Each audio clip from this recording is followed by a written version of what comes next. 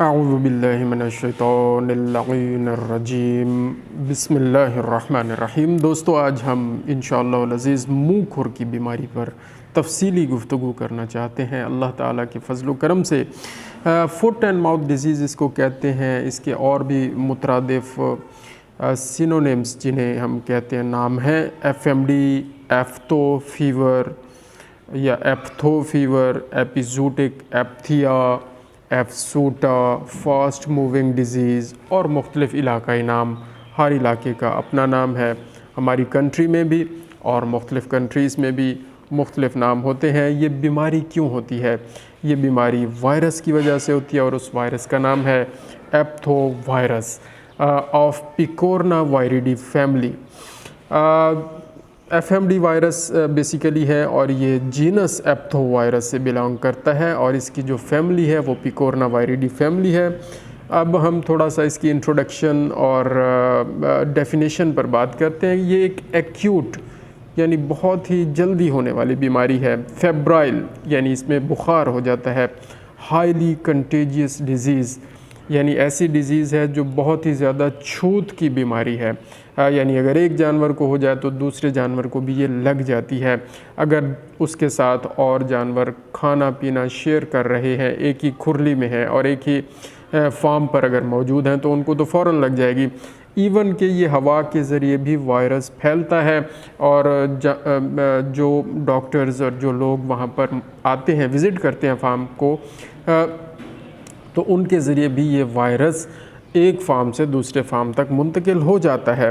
اور یہ بیماری تمام ایسے جانوروں میں ہوتی ہے جن کے سم درمیان میں کٹے ہوتے ہیں، یعنی دو سم، یعنی ان کو کلوون فوٹڈ اینیملز کہا جاتا ہے۔ جیسے کہ کلوون فوٹڈ اینیملز میں آپ ہمارے جتنے بھی مویشی ہیں، بھیڑیں، بکریاں بھی اس میں شامل ہو جاتی ہیں، اور گائیاں اور بھینسیں وہ تو بہت زیادہ اس میں افیکٹ ہوتی ہیں۔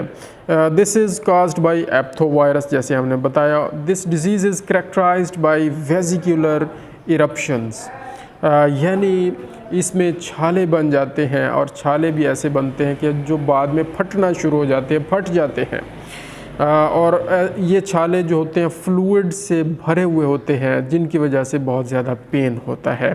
اور جب یہ چھالے پھٹتے ہیں تو ایپیتھیلیم پھٹ جاتی ہے۔ اور یہ چھالے ہوتے کہاں پر ہیں؟ یہ منہ کے اندر ہوتے ہیں، لپس کے اوپر ہوتے ہیں، ٹنگ کے اوپر ہوتے ہیں، زبان کے اوپر ہوتے ہیں، اور یہ جو دانت ہیں، دانت جہاں سے نکل رہے ہیں ان کو گمز کہا جاتا ہے، مسوڑے۔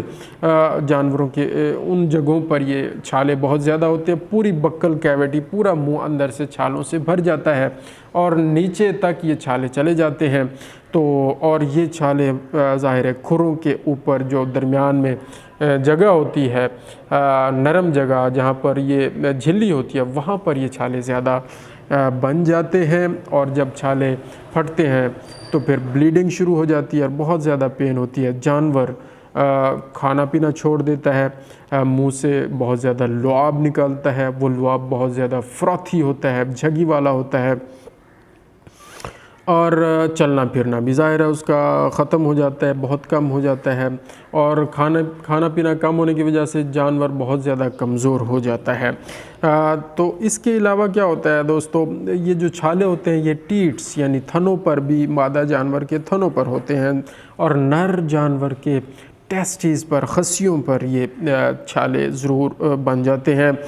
ہائی موربیڈیٹی ریٹ ہے اس بیماری کا اور لو مورٹیلٹی ریٹ ہے، یعنی جانور اس میں مرتا کم ہے لیکن افیکٹ بہت سارے جانور ہو جاتے ہیں۔ اگر ایک فارم پر 100 جانور کھڑا ہے تو 95% جانوروں کو یہ، بلکہ 100% تک کہہ سکتے ہیں، یہ بیماری جب ایک میں آئے گی تو پھر سب میں آ جائے گی۔ لیکن مرنے کی جو شرح ہے وہ چھوٹے بچوں میں زیادہ ہے۔ ایسے بچے جن کی عمر 1 مہینہ تک ہے، حتیٰ کہ اس سے بھی کم کے بچے اور 2-3 مہینے تک کے بچوں میں یہ وائرس بہت زیادہ اثر انداز ہوتا ہے۔ ہوتا کیا ہے کہ یہ وائرس اندر جا کے سرکولیشن میں جا کر دل کے اوپر جا کر سوزش کر دیتا ہے اور مائیوکارڈائٹس کر دیتا ہے، جس کی وجہ سے چھوٹے بچے اس وائرس کی وجہ سے جلدی مر جاتے ہیں۔ जैसे हमने बताया कि एप्थोवायरस इसकी वजह है इटियोलॉजी, और वो पिकोरना वायरिडी फैमिली से उसका ताल्लुक़ है। ये ऐसा वायरस है जो स्मॉलेस्ट वायरस है, छोटे से छोटा वायरस है, एनिमल ओरिजिन से जो हासिल किया गया है। और इस वायरस की थोड़ी सी मज़ीद डिटेल हम आपको बताएं। It is single stranded RNA virus. ये सिंगल स्ट्रैंडेड RNA वायरस है, डबल स्ट्रैंडेड भी कुछ होते हैं, लेकिन ये जो पिकोरना वायरिडी फैमिली से ताल्लुक़ है जिसका एप्थोवायरस, ये सिंगल स्ट्रैंडेड RNA वायरस है और इसकी 7 सीरोटाइप्स हैं। Serotype O, A, C, SAT1, SAT2, SAT3 और एशिया 1। हमारे जो पाकिस्तान में ज़्यादातर सीरोटाइप्स पाई जाती हैं वो आजकल सीरोटाइप O, A और C है। O, A और एशिया 1 है। C अब ख़त्म हो चुकी है, पहले थी 4 थी, तो अब ये 3 रह गई हैं। अल्हम्दुलिल्लाह एक हमने ख़त्म कर ली है पीरियोडिक वैक्सीनेशन के ज़रिए, और मज़ीद ये वैक्सीनेशन शेड्यूल हमारा इम्पोर्टेड वैक्सीन, रशियन वैक्सीन अल्हम्दुलिल्लाह हम करवा रहे हैं, गवर्नमेंट हमें दे रही है, और पूरे इलाके में ये पूरा डिवीज़न इंशाअल्लाह FMD फ्री हो जाएगा अनकरीब, और अनाउंसमेंट हो जाएगी। और फिर इन जानवरों की जो वैल्यू है वो बाकी जानवरों की निस्बत ज़्यादा हो जाएगी।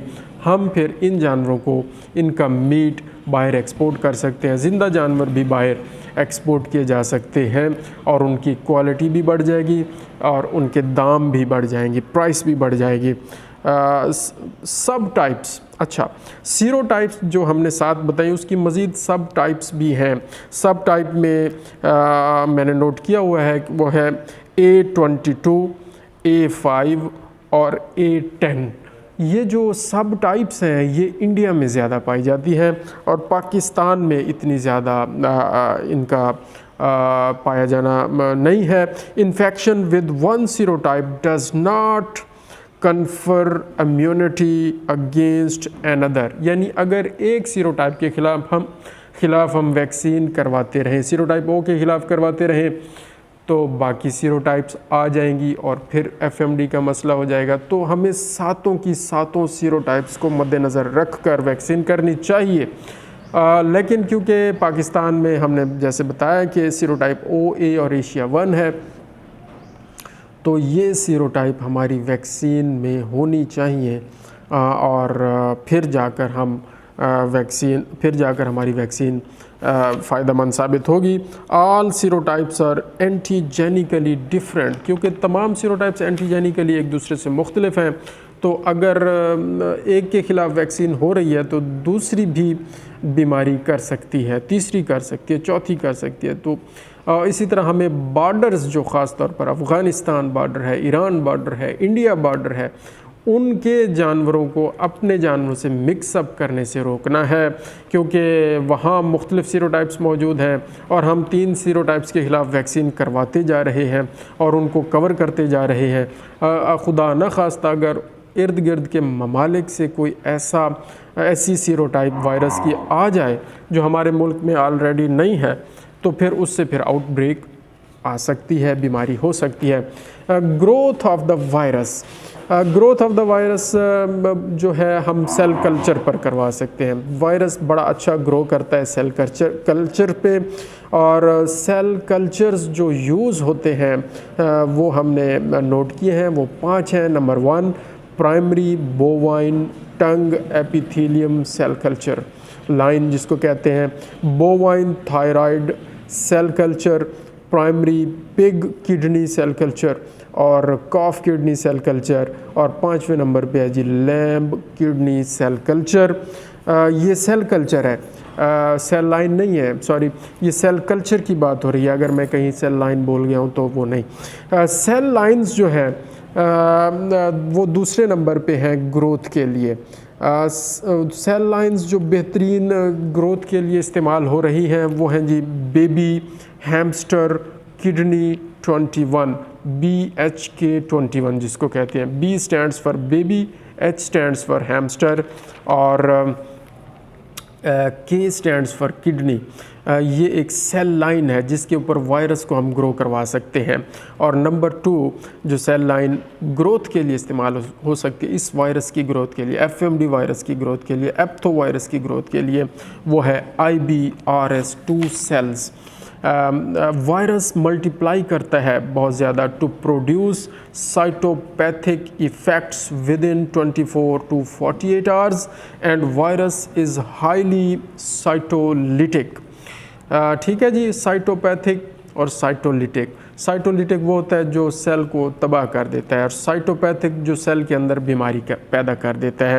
تو یہ وائرس 24 سے 48 گھنٹے کے اندر بیماری بھی پیدا کر دیتا ہے اور پھر اس کے بعد سائٹولیٹک بھی ہو جاتا ہے. سسیپٹیبل ایکسپیریمنٹل اینیملز کون سے ہم یوز کر سکتے ہیں لیبارٹری میں کہ جن کے اوپر اس وائرس کو انجیکٹ اگر کیا جائے تو ان کے اندر اگر وہ جراثیم اپنا کام کر کے بیماری کی علامات شو کر دیں تو اس کا مطلب ہے کہ یہ وہی وائرس ہے جو ہم نے انجیکٹ کیا اور اس کی یہ علامات آ گئی ہیں. تو اس کے لیے کون کون سے اینیملز استعمال ہوتے ہیں لیبارٹری میں؟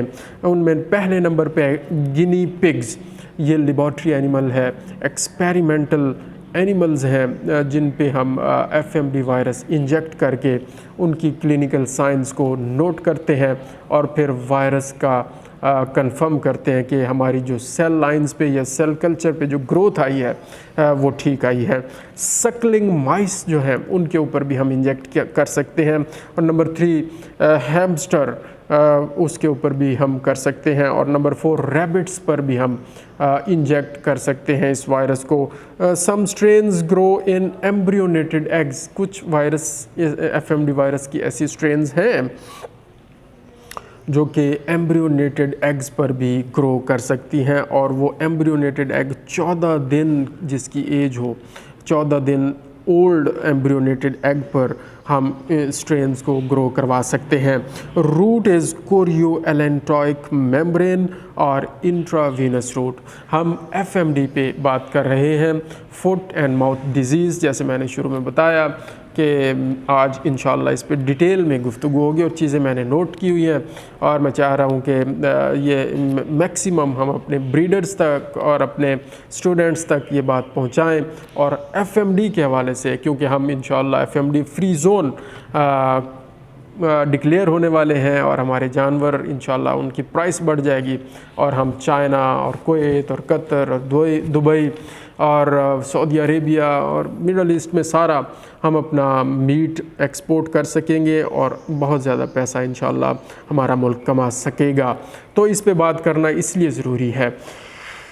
سسیپٹیبل اینیملز کون سے ہیں کہ FMD وائرس جو ہے کن اینیملز کو یہ کے لیے خطرناک ہو سکتا ہے؟ کن اینیملز کے لیے؟ وہ جیسے ہم نے بتایا کہ ڈومیسٹک اینیملز ہیں جس میں گائے ہے، بھینس ہے. پگز تو ہمارے ڈومیسٹک اینیمل نہیں ہیں. لوگوں جو فارن کنٹریز ہیں وہاں پر یہ پگ لوگ پالتے ہیں پگز، تو ان کے لیے یہ ہے ڈومیسٹک اینیمل. تو ہماری بھیڑ بکریوں میں یہ وائرس آ سکتا ہے اور ہمارے کیملز میں یہ وائرس افیکٹ کر سکتا ہے. تو ہمیں اپنی گائیوں کو، بھینسوں کو، بھیڑوں کو، بکریوں کو اور کیملز کو بچانا ہے. اور میں نے ریسرچ الحمدللہ اس پہ کی ہے اور ہمیں پتہ چلا ہے کہ یہ جو وائرس ہے یہ بہت زیادہ افیکٹ کرتا ہے. ان سب میں سے یہ وائرس زیادہ افیکٹ کرتا ہے کیٹل کو، اور امنگ شیپ اینڈ گوٹس میں گوٹس کو زیادہ افیکٹ کرتا ہے. یہ پاکستان کے یہ جو ڈویژن اور ڈسٹرکٹ بہاولپور کی ہماری ریسرچ ہے اس میں یہ بات سامنے آئی ہے. وائلڈ اینیملز بھی ہیں کچھ جن پر یہ وائرس اثر انداز ہوتا ہے. اس میں ہے افریقن بفلو اور ایلیفینٹس اور ہیج ہاگز اینڈ ڈیئر، ہرن جسے کہتے ہیں، اینٹیلوپس. ان میں یہ وائلڈ اینیملز ہیں یہ سارے، ان میں بھی FMD وائرس اٹیک کرتا ہے اور اپنی علامات شو کرتا ہے اور ان کے لیے بھی خطرناک ثابت ہوتا ہے.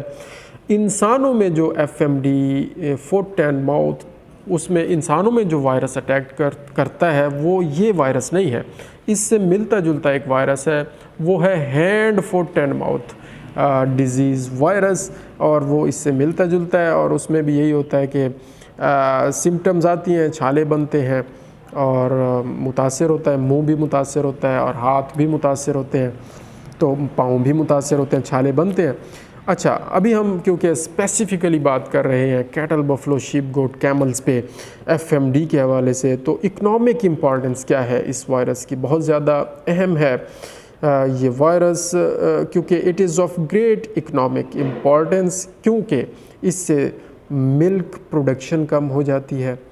جس جانور کو یہ بیماری آ جائے تو اس کی، اگر وہ مادہ جانور اور دودھ دینے والا جانور ہے، اس کی ملک پروڈکشن کم ہو جاتی ہے، اور اتنی کم ہو جاتی ہے کہ اگر 10 لیٹر والا جانور ہے تو وہ 2 لیٹر پہ آ جاتا ہے، اور ریکوری ہونے کے بعد بھی یہ دوبارہ اپنی اصل حالت میں پروڈکشن دودھ کی نہیں ہوتی، میٹ پروڈکشن بڑی کم ہو جاتی ہے، جانور انتہائی کمزور ہو جاتا ہے، ادم مویا جس کو کہتے ہیں وہ ہو جاتا ہے۔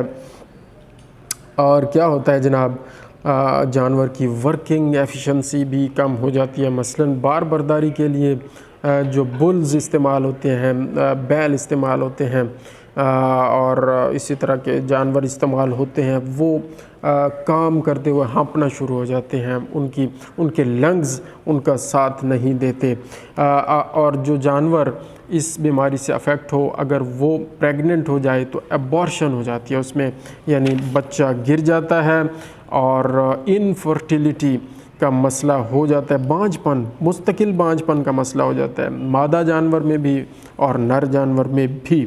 اور جو کافز ہوتے ہیں، چھوٹے بچے ہوتے ہیں، میں نے بتایا 1 مہینہ 2 مہینہ 3 مہینے تک، وہ بہت زیادہ متاثر ہوتے ہیں اور مر جاتے ہیں۔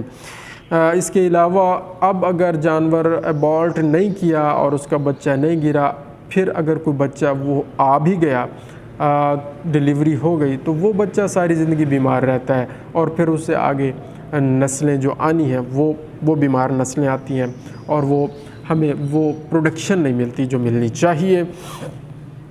یہ تھے اس کے economic effects F M D virus کے۔ اب ہم بات کرتے ہیں ایپیڈیمیالوجی پہ، تھوڑی سی epidemiology of F M D virus پہ بات کرتے ہیں۔ That is this virus is present in Asia and also in all over the world. In all over the world سے مراد یہ ہے کہ کچھ ہی کنٹریز ایسے ہیں جو ایف ایم ڈی فری ہیں نیچرلی، یا پھر ان کو ویکسین کے ذریعے ایف ایم ڈی فری کیا گیا ہے، تو ان میں نیوزی لینڈ ہے جیسے، اور 1-2 اور کنٹریز ہیں، ان کے نام سامنے آئیں گے، ناروے ہے، کیونکہ وہاں کے کچھ حالات ہی ایسے ہیں اور وہاں کا ٹیمپریچر ایسا ہے کہ وہاں یہ وائرس نہیں پہنچ سکا۔ شکر ہے، اچھی بات ہے۔ Out break is common in winter season, Pakistan میں خاص طور پر، اور اب تو الحمدللہ ہم جس ایریے میں کام کر رہے ہیں وہاں تو کوئی آؤٹ بریک نہیں ہے، لیکن باقی جہاں پر ابھی F M D free zone کے لیے کام نہیں ہو رہا، تو وہاں پر آؤٹ بریکس ہوتی ہیں، اور وہ سردیوں میں زیادہ ہوتی ہے۔ کیٹل میں act as carrier after recovery, اور جس گائے کو یا بفلو کو ایون اگر یہ بیماری آئی ہے تو یہ وائرس ان کے بلڈ میں رہ جاتا ہے، اور وہ شیڈ ہوتا رہتا ہے، یعنی کہ گوبر کے ذریعے، دودھ کے ذریعے، ان کے لعاب کے ذریعے یہ وائرس شیڈ ہوتا رہتا ہے، اور یہ جو جانور ہیں ریکوری کے بعد کیریئر کے طور پر کام کرتے ہیں، یعنی ایسے جانور کے طور پر کام کرتے ہیں کہ ان کے اندر وائرس ریزرو رہتا ہے اور کئی سال تک رہتا ہے، اور وہ بھی ہم ہو سکتا ہے آگے ذکر آ جائے کہ کتنا عرصہ تک یہ جانور کے اندر رہتا ہے یہ virus. Cattell is an indicator of F M D and pigs are the amplifier of F M D. Cattell کو چیک کریں اور اس کا بلڈ اگر چیک کریں اور اس کی اینٹی باڈیز چیک کر لیں تو اس سے پتہ چل جاتا ہے کہ وائرس سرکولیٹ کر رہا ہے یہاں ایریا میں یا نہیں، اور اسی طرح پگز جو ہوتے ہیں وہ ایف ایم ڈی کو ایمپلیفائی کرتے ہیں، اس وائرس کو بڑھاتے ہیں، بڑھاوا دیتے ہیں، نشو و نما ان میں زیادہ ہوتی ہے اور یہ زیادہ پھیلاتے ہیں۔ اور شیپ جو ہوتی ہیں، sheep are the maintenance are called as maintenance of F M D. Sheep جو ہوتی ہے، بھیڑ جو ہوتی ہے، اس میں ایف ایم ڈی مینٹین، یعنی foot and mouth disease virus ان کے اندر برقرار رہتا ہے، مینٹین رہتا ہے۔ ٹرانسمیشن کی اگر ہم بات کریں، یہ وائرس پھیلتا کیسے، تھوڑا سا پہلے بھی بتایا مزید کہ یہ اسپریڈ بہت زیادہ جلدی سے ہوتا ہے اور کانٹیکٹ کے ذریعے ہوتا ہے۔ مثلاً کہ کیا ہوتا ہے ود سیکریشنز اینڈ ایکسکریشنز، جس جانور کو یہ بیماری آ چکی ہے اس کی جو رطوبات ہوتی ہیں سیکریشنز ہوتی ہیں اور ایکسکریشنز ہوتی ہیں، ایکسکریشنز میں یورین ہے، ملک ہے، فیسز ہے، سلائیوا ہے، اور باقی جو چیزیں ہیں اس کی ایکسکریشنز ہیں وہ افیکٹ زیادہ ہوتی ہیں انفیکٹڈ اینیملز کی۔ ہاں بھائی فیضان کو دیو نہ دوائی چھوڑ دے یار کو۔ اچھا جی، تو یہ ساری چیزیں ہیں منٹ۔ اچھا، یہ بائی کانٹیکٹ کے ذریعے یہ وائرس پھیلتا ہے جیسے ہم نے بتایا، اور مین روٹ آف ٹرانسمیشن اس وائرس کا ہے وہ انہیلیشن، یعنی سانس کے ذریعے، سانس اندر لیا وائرس اندر چلا گیا، اور ایروسول روٹ ہوا کے ذریعے وائرس اندر چلا گیا، ڈائریکٹ اور انڈائریکٹ کانٹیکٹ ہو گیا انفیکٹڈ اینیملز کے ساتھ تو یہ وائرس پھیل جاتا ہے۔ ہوتا کیا ہے جی، انٹری آف دی وائرس کیسے ہوتی ہے؟ انہیلیشن کے ذریعے ہوتی ہے جیسے ہم نے بتایا، اور یہ اگر ہاں سکن کے اوپر کچھ تھوڑی سی کٹ لگا ہوا ہے، کوئی ایبریڈڈ سکن ہے، ٹوٹی پھوٹی سکن ہے، کوئی مطلب اس پہ کٹ لگا ہوا ہے تو یہ وائرس وہاں ایپیتھیلیم پہ اٹیچ ہو جاتا ہے اور پھر بلڈ سٹریم کے اندر یہ چلا جاتا ہے۔ آنکھوں کے کنجکٹائیوا کے ذریعے بھی یہ وائرس اندر چلا جاتا ہے، گاربیج کے ذریعے بھی انٹری ہو سکتی ہے وائرس کی، جو گاربیج ہوتا ہے، اور کنٹیمنیٹڈ ویکسینز سے بھی وائرس مزید پھیلتا ہے۔ اگر ویکسین ہی کنٹیمنیٹڈ ہو گئی ہے، مثلاً اس میں وائرس لائیو ہے تو یہ پھیل جائے گا، اور انسیمینیشنز، اگر فرض کیا ایسا بل ہے جس کو یہ بیماری پہلے آ چکی تھی اور اس بل کا سیمن اگر کسی کاؤ میں چلا گیا ہے تو اس میں بھی وائرس آگے پھیل جائے گا۔ میکینیکل ٹرانسمیشن بھی ہوتی ہے، یہ ہم ٹرانسمیشن پہ بات کر رہے ہیں، ٹھیک ہے نا جی۔ Mechanical transmission of the FMD virus میں also occur with wild animals like, جیسے ہم نے بتایا ہیج ہاگس ہیں، اینٹیلوپس ہیں، ڈیئر بھی اس میں شامل ہے، ایلیفینٹس بھی اس میں شامل ہیں۔ اچھا، برڈز کے ذریعے بھی یہ وائرس ٹرانسمٹ ہو سکتا ہے، and other non susceptible domestic animals کے ذریعے بھی یہ وائرس پھیلتا ہے۔ اچھا، کچھ ڈاگز اور کیٹس جو ہوتے ہیں وہ کسی ایسے جانور کو اگر کھائیں جو کہ کسی بھی وجہ سے مر گیا ہے اور اس کے اندر FMD کا کوئی جراثیم موجود ہے، تو وہ ڈاگز اور کیٹس اس میٹ کو اٹھا کے کسی جگہ پر شفٹ کر دیں اور وہاں سے اگر وہ وائرس کسی ڈومیسٹک اینیملز کے اندر کانٹیکٹ میں آ جائے تو پھر وہ وائرس وہاں سے بھی آگے ٹرانسمٹ ہو سکتا ہے۔ تو یہ ٹرانسمیشن ہے جناب FMD وائرس کی۔ پیتھوجینیسس، یہ FMD وائرس بیماری کیسے کرتا ہے؟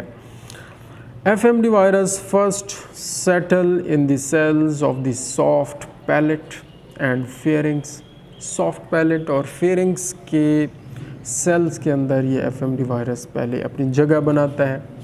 Invasion of the basal layer of stratified epithelium of the mucous membrane of the tongue, اور یہ میوکس میمبرین جو ہوتی ہے زبان کی، اس کی جو ایپیتھیلیم ہوتی ہے اس میں یہ انویڈ اس کو کر لیتا ہے اور کیا کرتا ہے جی، وہاں پر پھر بلڈ سٹریم میں آ گیا اور پھر ملٹیپلائی کرنا شروع ہو گیا، اور پھر سیلز کے اندر اس کی گروتھ بڑھنا شروع ہو گئی، اور جب یہ گروتھ بڑھتی ہے تو پھر چھالے بن جاتے ہیں، ویسیکلز بن جاتے ہیں، بلسٹرز بن جاتے ہیں، اور جب گروتھ حد سے زیادہ بڑھتی ہے اس کے اندر کا پانی حد سے زیادہ بڑھتا ہے، چھالے کے اندر کا چھالا پھٹ جاتا ہے، اور پھر کیا ہوتا ہے جی، اور پھر یہ وائرس مزید آگے پھیلنا شروع ہو جاتا ہے، اور اس طرح یہ مزید آگے چھالے چلے جاتے ہیں۔ Vesicular fluid contain huge quantity of the virus, vesicular fluid میں وائرس کی بہت زیادہ مقدار موجود ہوتی ہے اور پینیٹریٹ کرتا ہے میوکس میمبرین میں۔ Virus enters lymphatics and blood circulation, from blood virus reach to the site of the پری ڈائلیکشن.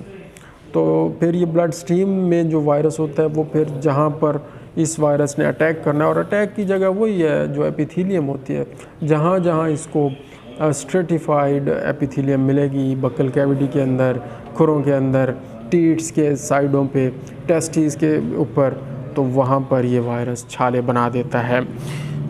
تو کیا ہوتا ہے جی؟ Vesicles rupture leaving raw surface and heal in few days. تو ویزیکلز کچھ دنوں میں ہیل ہو جاتے ہیں اگر ان کی پراپر کیئر کی جائے. وہاں پر سومو جیل لگائیں، وہاں پر بورک ایسڈ اور گلیسرین مکس کر کے لگائیں، اور کھروں پہ اگر جو زخم ہو گئے ہیں وہاں پر پوٹاش پر میگنیٹ جس کو کہتے ہیں KMnO4 کا سلوشن بنا کے وہ اس سے دھونے چاہیے کھر. اور دیسی ریمیڈیز بھی ہیں کہ نیم کے پانی سے کھروں کو دھو لیں تو اس سے بھی بہتر ہو جاتا ہے. تو اس طرح یہ ہوتا ہے جس سیکنڈری بیکٹیریل انفیکشنز بھی ہونے کا خطرہ موجود ہوتا ہے کہ جہاں پر وائرس نے اٹیک کیا ہے، زخم بن چکے ہیں، چھالے بن چکے ہیں، تو وہاں پر بیکٹیریا نے بھی حملہ کر دینا ہوتا ہے اور مزید ڈیمیج ہو سکتا ہے. ڈیمیج آف دا فیٹ بھی جیسے ہم نے بتایا ہوتا ہے اس میں، وہاں پر بھی یہ سارے پرابلم آتے ہیں، بلسٹرز بنتے ہیں، پھٹتے ہیں، اور اگر کیئر نہ کی جائے پھر ان میں میگٹس پڑ جاتی ہیں، یعنی سنڈیاں پڑ جاتی ہیں، کیڑے پڑ جاتے ہیں، اور ہوانے کے اوپر بھی یہ چھالے بنتے ہیں، وہاں پر بھی یہ مسئلہ ہوتا ہے. تو یہ ساری چیزیں ہیں. کلینکل فائنڈنگز میں کیا ہوگا؟ Incubation period of the virus is 2 to 12 days. یعنی اگر وائرس ایک دفعہ اندر چلا گیا ہے کسی بھی ذریعے سے، جیسے ہم نے بتایا یہ ساری چیزیں، میکینیکل ٹرانسمیشن ہو گئی، انٹری آف دا وائرس کسی بھی طرح ہو گئی جسم کے اندر، ایروسول کے ذریعے، ڈائریکٹ کانٹیکٹ، انڈائریکٹ کانٹیکٹ کے ذریعے، جیسے بھی ہو گئی، تو 2 دن سے لے کے 12 دن کے اندر کلینیکل سائنز اس جانور میں وائرس کی آ جائیں گی. فٹ اینڈ ماؤتھ ڈیزیز کی سائنز شروع ہو جائیں گی. Severity of the infection depends upon the strains of the virus and immunity status. کہ اگر قوت مدافعت جانور کی اسٹرانگ ہے تو پھر سائنز کم آئیں گی، اور جو انٹری ہوئی ہے سیروٹائپ او کی وجہ سے جو کلینیکل سائنز آتی ہیں وہ کچھ زیادہ سیویئر آتی ہیں، سیروٹائپ اے کی وجہ سے بہت کم آتی ہیں. یہ ہم نے ریسرچ کی ہے اس پہ، تو اس کا نتیجہ یہی ہے. اور اسی طرح سیروٹائپ ایشیا 1 کی کچھ درمیانی طرح کی کلینیکل سائنز آتی ہیں. اس کا مطلب وہی بخار کا آنا، چھالوں کا بننا، منہ میں چھالوں کا پھٹ جانا، اور پھر یہ سارا کچھ. اور اس کی وجہ سے کیا ہوتا ہے؟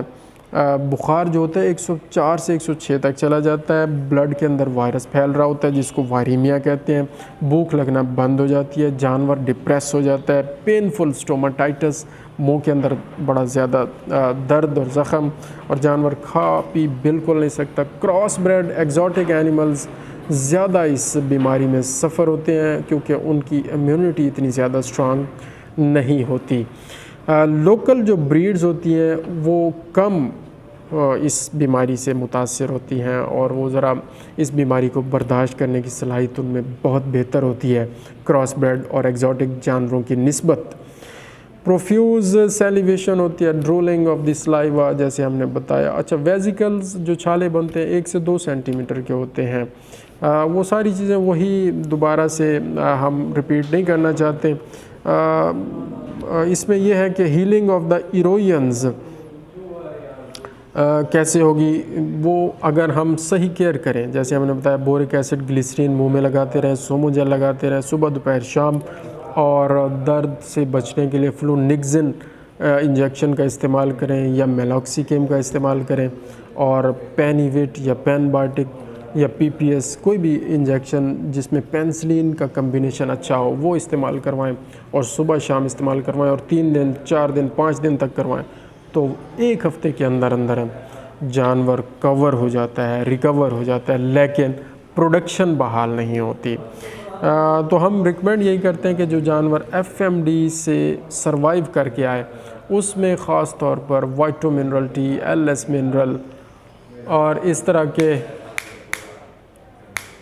طرح کے معاملات ذرا اس طرح کی چیزوں کا استعمال بہتر کرنا شروع کر دیں تاکہ کچھ پروڈکشن بہتر ہو جائے۔ اور اس کے علاوہ اس میں مزید چیزیں ہم کیا بتائیں، جو ویزیکلز ٹیٹس پر بنتے ہیں اس سے میسٹائٹس ہو جاتا ہے، ایبارشن کے مسائل بھی ہوتے ہیں جانوروں میں، اور ماربیڈیٹی ہم نے بتایا 100% ہے۔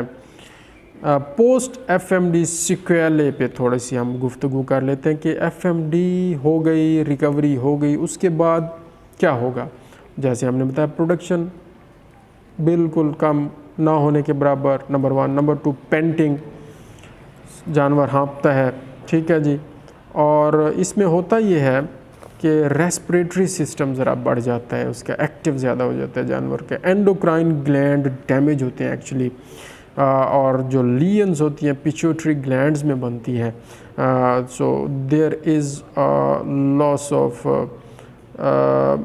کیا کہتے ہیں جی، تھرمو ریگولیٹری سسٹم جو ہے وہ ڈیمیج ہو چکا ہوتا ہے جانور کا، جس کی وجہ سے پینٹنگ کا مسئلہ ہوتا ہے، سانس چڑھتا ہے، سانس پھولتا ہے، ریسپریشن تیز ہوتی ہے، کرونک ڈسنیا ہو جاتا ہے اس جانور کو جو ایف ایم ڈی سے سروائیو کر کے آتا ہے، انیمیا یعنی خون کی کمی ہو جاتی ہے، اوور گروتھ آف ہیئرز، جانوروں کے جسم پر بال بہت زیادہ ہو جاتے ہیں، ہائپر ٹرائکوسس جس کو کہتے ہیں، اور یہ بال 1 سے 2 انچ لمبے ہوتے ہیں۔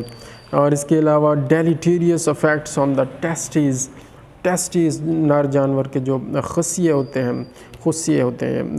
وہ بہت زیادہ متاثر ہوتے ہیں، ان کی کوالٹی بڑی ڈاؤن چلی جاتی ہے، سیمن کوالٹی بڑی ڈاؤن چلی جاتی ہے، بانجھ پن کا مسئلہ ہو جاتا ہے، فیمیل جانوروں میں میسٹائٹس، تھنوں کی سوزش، ہوانہ کی سوزش ہو جاتی ہے، اور حتیٰ کہ شوگر کی بیماری، انسانوں میں تو شوگر کی بیماری کہتے ہیں، جانوروں میں ڈائبٹیز میلائٹس، لبلبا بڑا متاثر ہوتا ہے اس سے، اور انٹر ڈیجیٹل فائبروما ہو جاتا ہے، یعنی کہ وہ جو ہووز ہوتے ہیں ان کے درمیان میں جو جگہ ہے وہاں پر فائبرس ماس بن جاتا ہے، خاص طور پر یہ جو بیل ہوتے ہیں ان کے اندر، جو بار برداری والے جانور ہوتے ہیں ان کے اندر۔ کلینکل سائنس شیپ گوٹ میں تھوڑی سی کم ہوتی ہیں نسبتاً کیٹل کا بفلو کے، لیکن ان دونوں میں اگر کمپیئر کریں تو شیپ اور گوٹ میں کچھ زیادہ ہوتی ہیں، پینفل ہوتی ہیں یہ ساری چیزیں، اور بخار بھی آتا ہے، اور اگر وونڈ کو ٹھیک طریقے سے کور نہ کیا جائے تو پھر وہ میگٹ وونڈ میں کنورٹ ہو جاتا ہے۔ تو ہمیں ذرا کیئر اچھی کرنی چاہیے ایف ایم ڈی والے جانور کی، اس کے وونڈ کی، گلیسرین، بورک ایسڈ، سوموجیل کا استعمال صبح دوپہر شام کر لیں تو بہت زیادہ بہتر ہے۔ میلاکسیکیم انجیکشن یا فلونیکزن میگلومین صبح شام انجیکشن لگوائیں، 3 دن لگوائیں، 3 سے 5 دن لگوائیں، بہت زیادہ بہتر ہے۔ پینیویٹ، جس میں پینیویٹ یا پین بارڈک یا پی پی ایس، یہ صبح شام لگوائیں اور 5 دن لگوائیں، بہت زیادہ بہتر ہے۔